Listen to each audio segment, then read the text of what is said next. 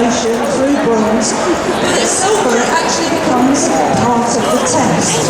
Now sometimes you might need to teach the dog to play. Some dogs don't play with toys and they need to be able to interact with you and do other things, but we can teach them to play by using toys that interact with us. So I'm not talking about retrieves, formal retrieves, although they can bring the toy back because they learn it's fun, but it's about playing and interacting. So it's not just pulling on it, you've got to interact with the dog, and then as we build things up, it starts to become a reward for training. Now part of the silver is to be able to play with your dog, with or without a toy, but you've got to be able to interact, and to be able to take that toy off the dogs when they're asked to release the toy. And we've had a demonstration of that. So they give up the toys when they're asked to do so. We've had a slight accident in the middle of the room. So we're carrying on with the demo. Just keep away from that area. We've got come away from distractions, which can use a toy to get the dogs. So they're coming away from people in the park. Taught at first on the lead. So they're taught to come away from things, turn away, come back, so that you can build up to being able to take the dogs to the park, let them off the lead, they're not interfering with anybody else, they're coming away from distractions, which is part of the exercise. All about fun, dogs actually don't know they're learning, they're just interacting and being able to play with the people and the dogs. Okay, so we've had a wonderful demonstration of play and we're going to get ourselves ready and we're going to do food manners. So now let's talk about our dogs' eating habits and how much control we have when our dogs are around food. And this is a very, very important exercise.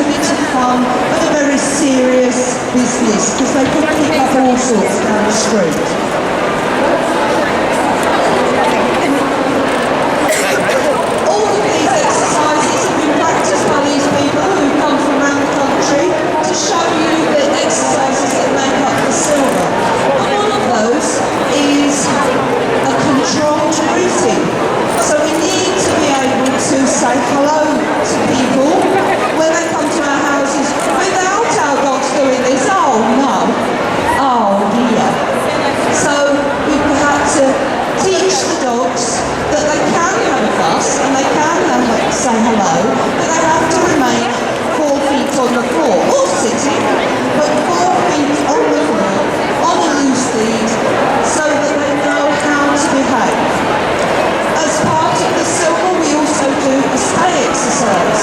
It's a 2-minute stay exercise, and the dog can be left in any position, sit, stand or down. Now this scheme is about good citizenship, and you might think, well, why do I need to teach my dog to stay as a good citizen? Even in your house, in your kitchen, if you dropped a glass and the dog was right next to it, you might want the dog to stay exactly where it is until you clean up the glass. You may not be able to hold it where it is and clean up the glass. So we teach our dogs to do a 2-minute stay for the silver level. It's 1 minute at bronze and then moving up to 2 minutes for silver. We also look at doing a vet check. So somebody else, a friendly stranger, needs to be able to check the dog. The dog needs to be able to accept it. It's an important part of the whole of the good citizens. All vets like it. This dog hates being examined. Polo absolutely hates being examined, as you can see. It shows her tummy, shows his tummy, and checked in his mouth, in his eyes, in his ears, and we also need the handlers to know their responsibilities for their dog. So if you were checking your dog and checking through the coat, what would you be looking for? Fleas, spurs, any cuts, any thorns. Certainly, checking in a coat like that, you need to check it quite carefully. Also, with smaller dogs that are probably going to be on a table at the vets, we teach them to be able to accept a table and to be able to accept going over. And this dog looks pretty healthy there and is accepting being checked. And our fabulous stay dogs at the back that stayed in this massive, noisy atmosphere. So round of applause, please.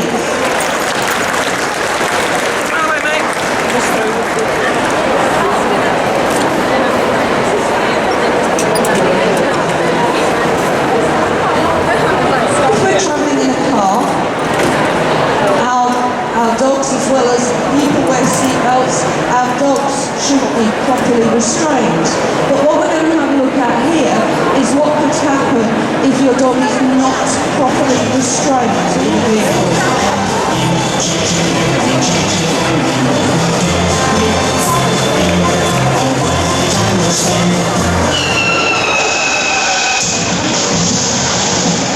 Oh no! I think Mum wasn't paying attention there. And we've got, seriously folks, that could have been in the back of somebody's head straight through the windscreen. So let us look again if our dogs are properly restrained. They can be at the back of the car with a proper grill to make sure that they can't come forward. These two dogs were chosen because of their acting abilities.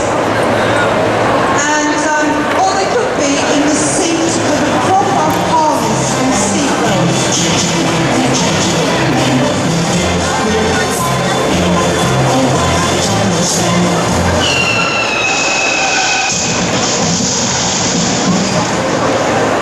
Absolutely safe. Can you imagine a dog of that size hitting a driver in the back of the head? It would be fatal for both, probably. So a very serious part. But the completion of the exercise is getting the dogs out of the car under control. So they're not allowed to just jump out and run down the street. Leads on, dogs out of the car when they're asked to, so that the owner can shut the car, lock the car, and the dogs are still safe.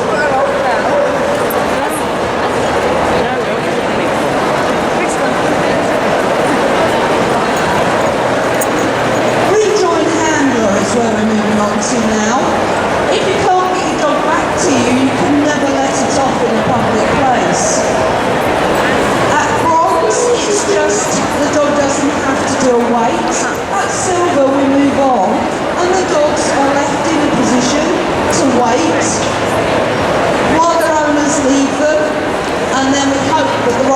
goes back to the right owner.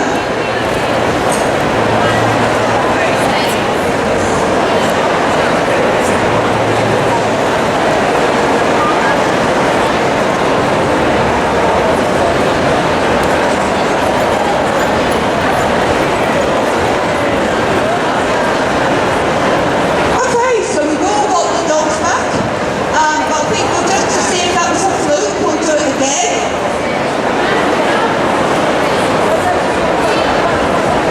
They wouldn't tell me if I'd got the wrong dog back, would they? Whoops! Cheating!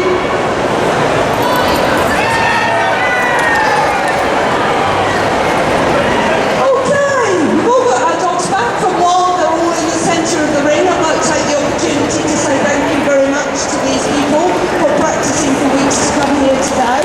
Their team leader, Abby, and then we've got Maria with Cassie, Gillian with Polo, Claire with Libby, Karen with Sky, Lisa with Mr. Quigley, Michaela with Baby Bear, Shelley with Sam, Georgette with Ozzy, Hannah with Solo, Wendy with Gracie May, and then they couldn't do without their assistants, Martin, Emma, Jackie, Gareth, Karen and Joanne. Thank you very much.